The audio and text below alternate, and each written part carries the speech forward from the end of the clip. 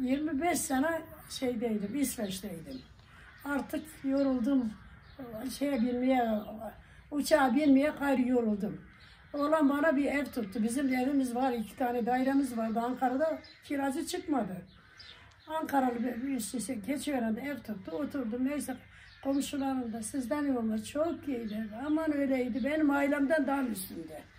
Ama bu hastalıktan kimse gayrı kapımı açmadı. Bunalıyorum. Buna bakıcılardan da tiksiniyorum. Yemek yapmasını bilmiyor, temizlik yapmasını bilmiyorlar. Tırnaklar uzun. Benim pişirdi yavaş yavaş. Kendi önümde yemeğimi pişiriyorum. Kızın tırnaklarını kesmiyor. Ben tiksindim, yemekten kesildim. Yemeye hastalandım artık, tamam. Ölüm yatağına girdim yani, o kadar. Kızlar geldi, işte Ayfer geldi. Öbür odada yas ediyorlar. Ölüyorum gayrı, öleyim. Allah kurban oldum, öldürmezse öldürmüyor da. Aynen. Ondan sonra Hediye dedi ki, annem dedi açlıktan bu hale girmiş. Annem bir şeysi yok. Bunlar kızlar gitsin, ben Sezer kalırız, bekle annemi kaldır. Allah razı olsun. 4-5 aydır bakıyorlar bana. Sezer bir getiriyor. Hani şu kadar bir eski yedi. Hadi getir. Hadi bunu benim için yani.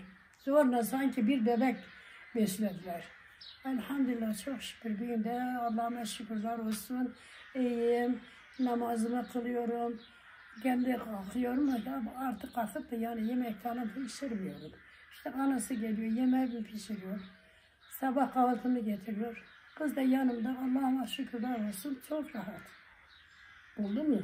Güzel. Öptüm sizi, Allah razı olsun. Geldiğinde çok memnun oldum. Biz de seni gördüğümüzde çok memnun olduk da sen biraz da kendini anlatsana, sen kimsin, kimlerdensin? Kurban olurum ben sana.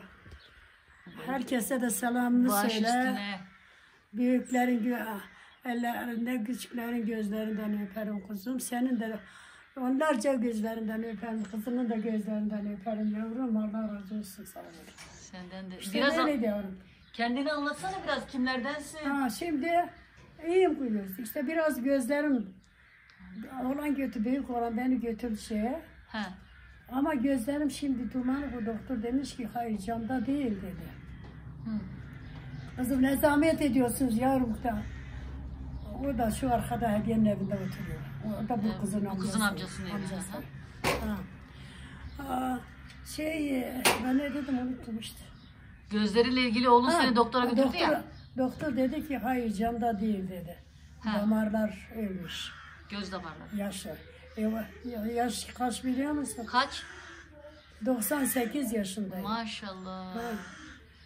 Çok şükür şuurumu kaybetmedim. Evet. Şuurum yeri ta 10 yaşındaki sözlerimi de konuşurum. Oh.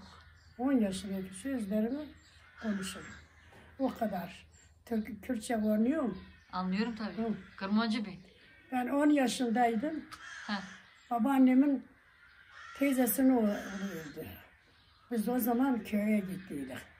Köyde ben de babaannemin koyuna giriyorum, yatıyorum. Biri çağırdı dedi, Ayşe dedi, Gafur öldü. Bu kalktı gitti. Ben de gittim. Ama babaannem çok güzel yasıydı. Babaannem 5 kardeşliydi. Kimlerdendi babaanne? Babaannem 5 kardeşliydi. Jumalike. Şarkı, mali arıyorum ki. Ari. Ha. Arıyorum ki kardeşi oluyor. Neyse gittim. Babaannem söylüyor. Orsa çok güzel. Ben 2 tane öğrendim. Hep babam rahmetli derdi. Hadi kızım bak. Şu bak. Annemin şeyini söyle. Birini unuttum, sen birini söyleyeceğim. Heh, dur şimdi. Dur. Şimdi söyle. Lakawa, sarevan, banana, kokevan, olça. Eknordan ye khafur bege, topar bege, sana haftraya hafşaba fi canan nadir sartava. Ben o zaman 10 yaşındaydım.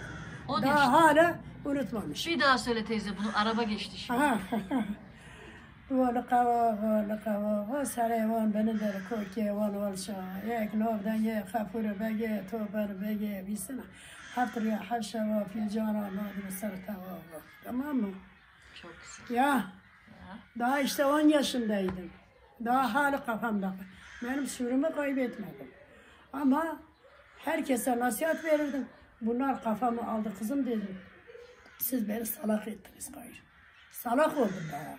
Ha, doğru salak oldum. Çok şükür gittim kurtuldum onlara. Burada Bilal dedi ki artık kışın gitme burada. Kalaşlar döşedi eve. Evin dekorunu değiştirdi. Tamam. Şimdi yaz, ölmezsem yaz kış burada kalacağım. İnşallah. Ya işte öyle mi? Daha başka? Annen ne yapıyor? Hepsi iyiler. Eyler, hepsi eyler. Hepsi.